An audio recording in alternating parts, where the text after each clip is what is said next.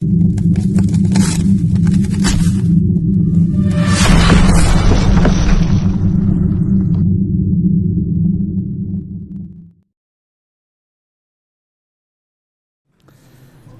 لله الذي هدانا بهداية القرآن وسنة الرسول وأمرنا بالاعتصام، والصلاة والسلام على سيدنا ونبينا ومولانا محمد وعلى آله وأصحابه حماة الدين المتين.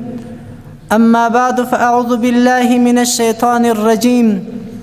بسم الله الرحمن الرحيم. واعتصموا بحبل الله جميعا ولا تفرقوا، صدق الله العلي العظيم. قال رسول الله صلى الله عليه وسلم: المؤمن للمؤمن كالبنيان يشد بعضهم بعضا، أو كما قال عليه الصلاة والسلام. محترمين ومؤمنان ورونو، الله تبارک و تعالی لره د حمد وي چې موږ او تاسو مؤمنان پیدا کړي یو. الله تبارک و تعالی لره د حمد وي چې موږ او تاسو د محمد رسول الله صلی الله علیه وسلم امتیان ګرځولي یو.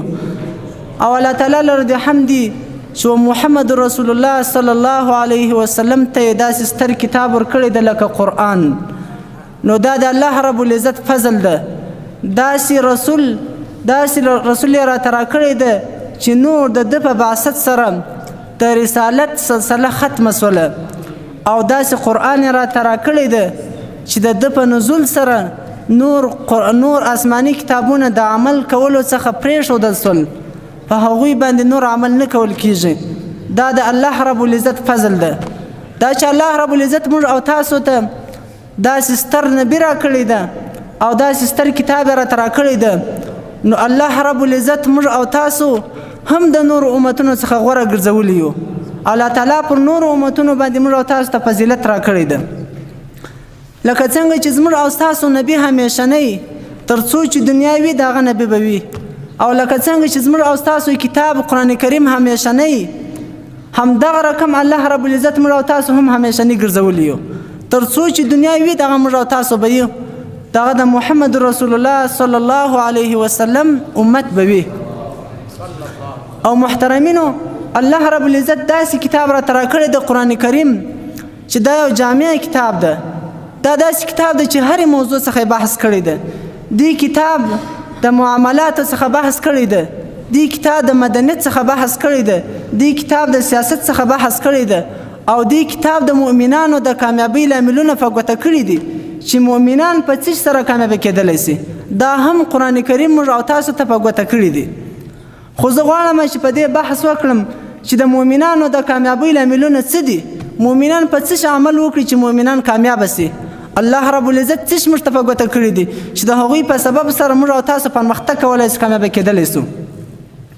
الله رب العزت په قرآن کریم کې راته فرمایي: واعتصموا بحبل الله جميعا ولا تفرقوا. وای تاسو د الله رب العزت په دین باندې لاسونه ټینګ کړئ ټوله، او تفرقه مه کیږئ، اختلاف مه کوئ.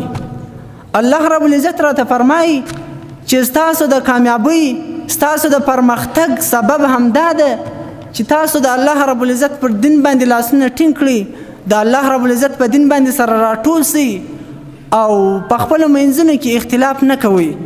نو دا به تاسو کامیابه یاست. کله کوم د الله تعالی په دین باندې اتفاق رالی، ټول سره په دې راټول سولئ، او ستاسو د اتحاد او ستاسو د یووالي سبب او ذریعه قرآن کریم وګرځېدی، اسلام وګرځېدی، نو تاسو به کامیابه یاست. او که د دې څخه بغیر بل طرف ته ولاړئ، ستاسو اتفاق په بل شی رالی، نو بیا تاسو هیڅکله نشئ کامیابه کېدلی. کله که تاسو اتفاق د الله دین وبلئ، په هر موضوع په هر بحث کې مو د الله و دین ته ترجیح ورکړل، نو تاسو به کامیابه یاست. او دا که د دې بغیر تاسو په بل طرف لاړئ، قوم پرستی مو د یووالي سبب وبلله، وطن پرستی او همدا رقم ژب پرستی، نو بیا هیڅکله تاسو کامیابه کېدلی نشئ. الله رب العزت فرمایي چې قوم پرستی دا هیڅ نه دي، بلکې دا ستاسو د پیژندګلوي دپاره، لیتعارفوا چې تاسو سره وپیژنئ، لکه څنګه چې یو کس په نوم سره پیژندل کیږي همدغه رقم یو کس په قوم سره پیژندل کیږي نور قوم هیڅ شی نه ده او الله رب العزت راته وایي دغه مځکه چې د وطن پرستي دا ټوله د الله مځکه ده تاسو د الله ځانونه جوړ کړئ ټوله مځکه ستاسې ده او الله رب العزت راته فرمایي چې دا ژب پرستي دا زما یو حکمت ده زه تاسو ته خپل زور معلوموم چې زه څومره زور لرم دوه کسان انسانان خبرې کوي خو یو د بل په ژبه نه پوهېږي دا د الله رب العزت یو قدرت دی انسان تعجب وکړي چې زه ولې په دې ژبه نه پوهېږم دی ولې زما په خبرو نه پوهېږي انسانان خو پوهېږي نه نو الله رب العزت راته فرمایي چې دا ستاسو د اتحاد زرعه نه دي په دې شانو باندې تاسو اتحاد مه کوئ تاسو اتحاد یووالی د الله رب العزت په دین سره وکړئ